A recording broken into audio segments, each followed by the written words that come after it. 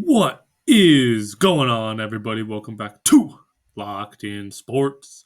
Bring you my five best bets for today, Tuesday, March 26th in the NBA. Before we hop into the picks, we got to hop into the recap. And before I hop into the recap, I just want to say that if you're enjoying these videos, if you are making money with them, which, let's face it, I know you are because we got a pretty good winning streak on the channel. Don't know it off the top of my head. It'll be somewhere in the description of the video. But yeah, if you're making money with the channel, if you're watching these videos a lot and you'd like to consider subscribing, please do. It helps out the channel a lot. The videos are really starting to take off, and that is really awesome to see. It feels really fulfilling and rewarding, and I love knowing that you guys are making money with these picks. So if you're watching these videos a lot, consider subscribing, turning on notifications, and as always, liking the video and leaving a comment. With that out of the way, let's hop into a recap of yesterday. We started off really strong. Didn't finish great. We had a 2-3 day, but what really hurts is that two of those picks, two of those misses, feel like they were completely out of our control. So let's go over the hits first. We had Kristaps Porzingis for over 5.5 first quarter points. He had 10. Insane. Um, so sweat free. He almost doubled this line. And we had Trey Mann for higher than 8 rebounds plus assists. Also, really, really sweat free. He had 7 at the end of the first half. Cleared this line right at the beginning of the third and ended with 11. Great pick right there. Really sweat free. Now, the ones that didn't hit. Kyrie, we had him for over 10 rebounds plus assists. He just didn't get any in the second half. He had 1 in the second half after having 7 rebounds plus assists in the first. Wild, really wild. Didn't expect him to just not rebound or pass in the second half. Thought that was going to be a sweat-free bet. And then the two that just feel really rough and unfair are Miles McBride. We had him for over 13.5 points. He had 13.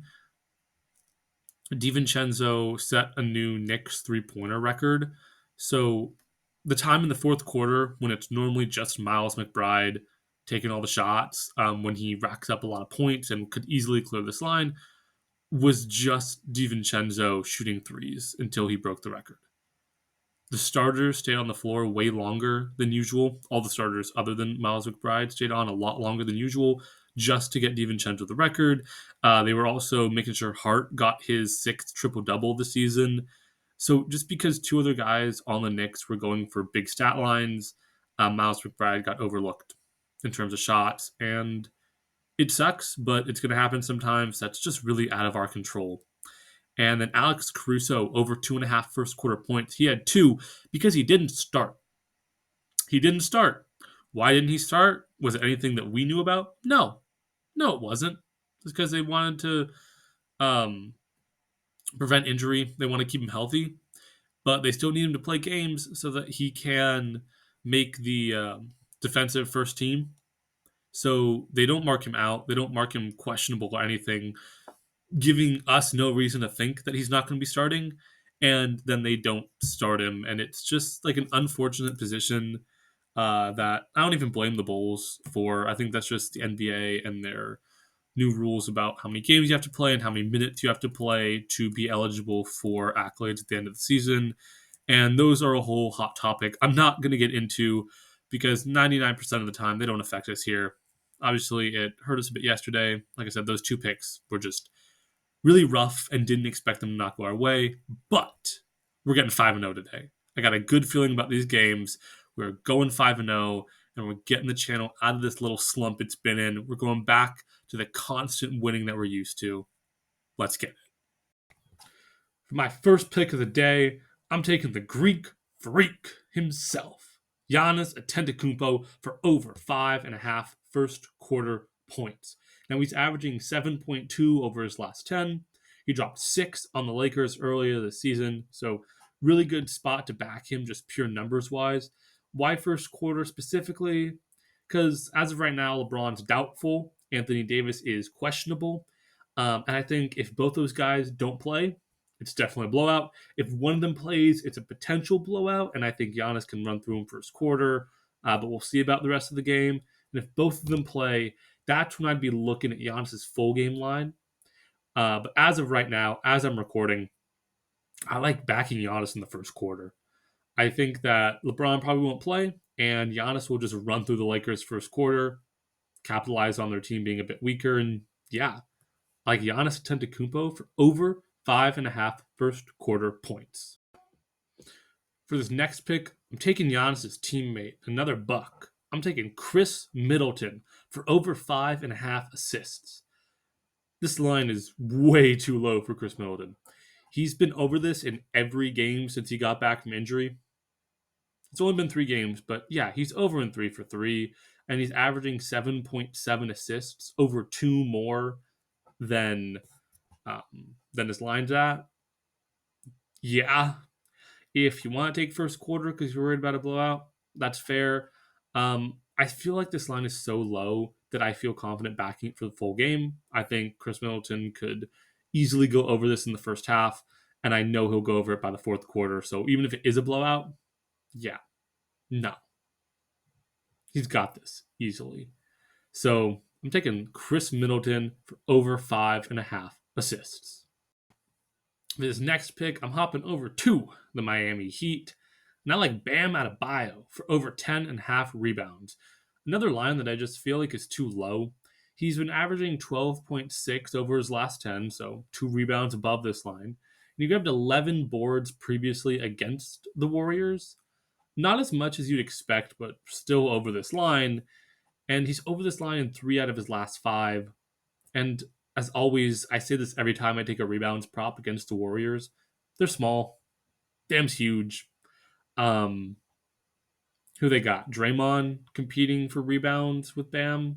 No, it's not happening. I think Bam's just in a really good position to grab a lot of boards, and I think he'll play better than he did last time against the Warriors. And if he doesn't play better, okay, he still beats this line.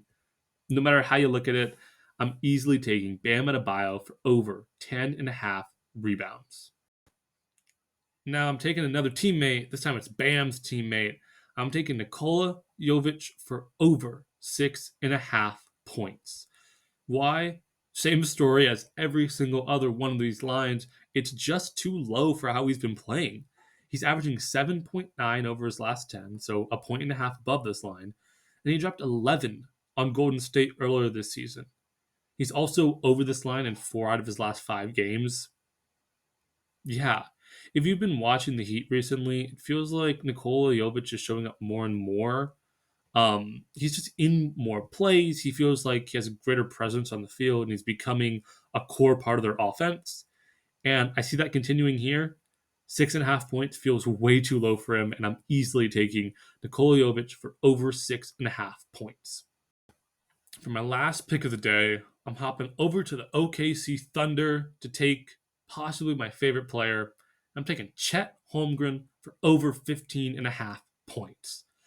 He's been averaging 15.8 over his last 10, but he averages 19.5 against the Pelicans.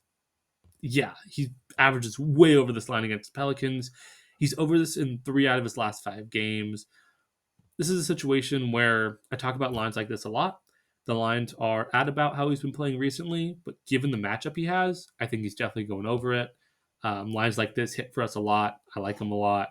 Just from the sports books, don't look at the lines as much as they should, or don't look at the matchup as much as they should. And yeah, if you want to take his first quarter points, that's also a really valid pick. He's over that average. His average over his last 10 is over that line by about a point, and his average against Pelicans is over that line by about 2 points. That's a good spot to back him. And if you want to take his rebounds, that's also valid. Same deal there. He's over that line. Yeah, if you want to take really Chet for any of his lines in this game, I like it. So, but personally, I'm taking Chet Holmgren for over 15.5 points. All right, those are my 5 best bets for today, Tuesday, March 26th in the NBA. Now, before the end of the video, I want to hand out my cutting room floor picks. We don't have too many today as there aren't that many games going on. If you're new here, I dig up a lot of picks in my research. I normally do 2 to 3 hours of research for these videos, and I dig up a lot of picks.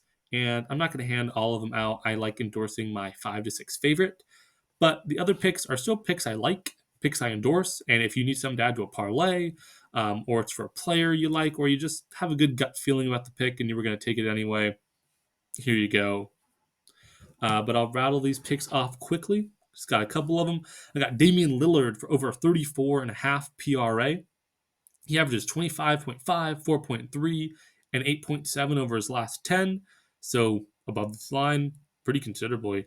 He's dropped 25, 28, 5, and 12 on the Lakers previously, way over this line. And if LeBron does end up playing, I love this line because it'll be a really competitive game, and Dame will be seeing a lot of action. He'll be playing like he did last time. He'll be soaring over this PRA line. If LeBron doesn't play, it's a bit iffier if you want to take this PRA line. If you want an individual line and you don't want to take a PRA, I'd take his assist. He's been killing it with assists recently. And yeah, their last matchup, he threw a lot of assists. He had 12. So I think it's a good spot to back Dame for assists.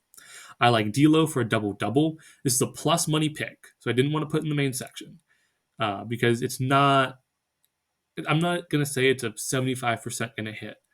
I'm not even sure if this is like a 50-50. This is more like a 40 to 45% chance that I think this hits, but it is a really good plus money value pick.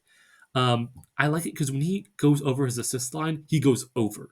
Every time he's been over his assist line in his past 5 games, which is only twice, he's had 10 or more, and he's gotten a double-double.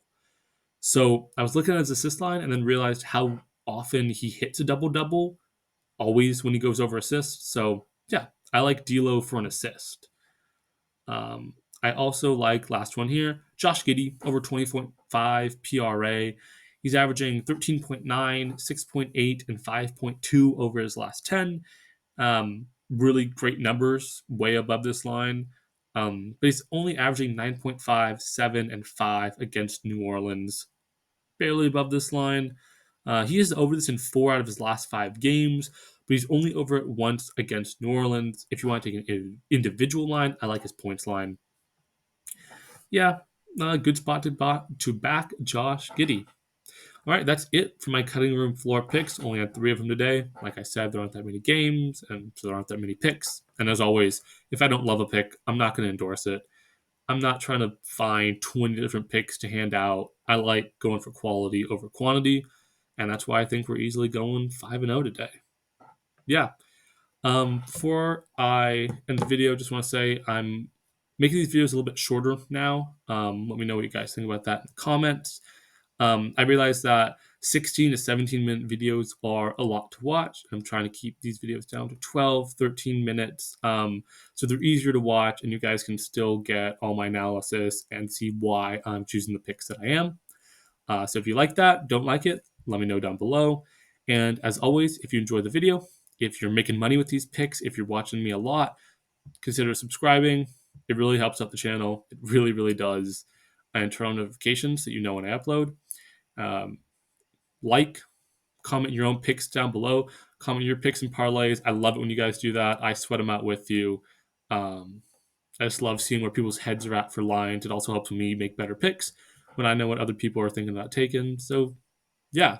Thank you guys for the crazy support on these videos recently. It's been awesome, and I really do appreciate it. But that's all going to be all for now. So, have a good one, and let's make some money. Yeah.